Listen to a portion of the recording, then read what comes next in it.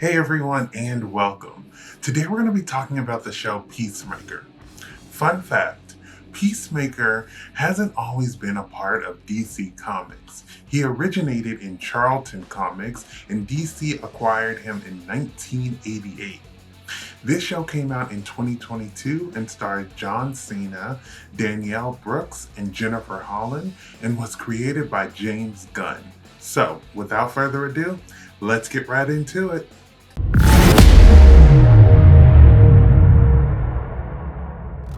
Peacemaker picks up right after the event of the Suicide Squad, and Peacemaker joins Project Butterfly to stop these parasitic butterfly-looking aliens from taking over people.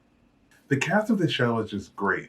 John Cena was in Bumblebee, Danielle Brooks was in Orange is the New Black, Freddie Stroma was in Harry Potter, Chuck Woody Uwiji was in John Wick Chapter 2, Jennifer Holland is in Brightburn, Steve Agee was in Guardians of the Galaxy Volume 2, Robert Patrick was in the iconic Terminator 2, and James Gunn also directed Slither.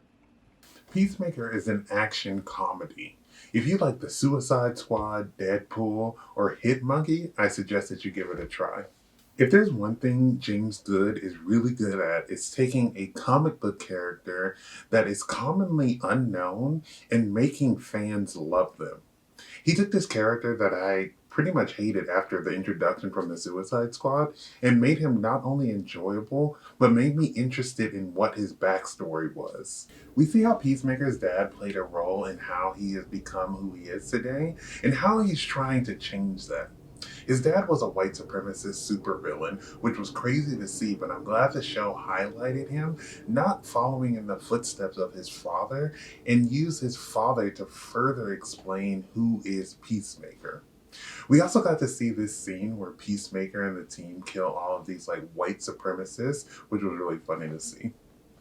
The task force to take down the butterflies was filled with a group of people who seemed to have nothing in common, which I think led to some great scenes together. We see how over the season they grow closer to each other, but the journey to get there was just a funny, crazy ride. John Cena killed it in this role. He really embodied Peacemaker and was hilarious. He is definitely the perfect person for this role in dealing with this character's backstory. I love how the show didn't shy away from the violence and the blood. Peacemaker and the task force that he's working with aren't your typical heroes. And in this show, they showed how, they take out problems permanently instead of letting them linger. Unlike certain superheroes. Yes, I'm talking about Batman and Superman. The intro to this show is my favorite intro that I've seen in a long time. I never skipped it when I was watching this show. I don't know what I was expecting, but it wasn't that. The dance moves, the song, the cast, just iconic. The butterflies on this show kind of reminded me of Starro.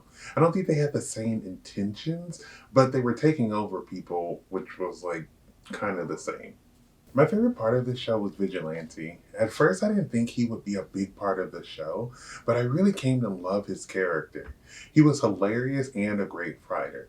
Freddie Stroma killed it in this role, and I'm looking forward to see more Vigilante and his crazy shenanigans. Peacemaker further proves that James Gunn creates some great TV shows and movies. Peacemaker does a phenomenal job of ensuring that the character stories are explored, but also adding a comedic and action element to it. I think that Peacemaker may be one of the best live action things we've seen from DC, and that includes movies and TV shows. If you haven't seen Peacemaker, I highly suggest you go check it out. Thank you for watching my video. I would love to hear your thoughts down below in the comments. If you have not subscribed, please do so you can keep up to date with more of my videos. But besides that, everyone stay safe, have fun. Goodbye.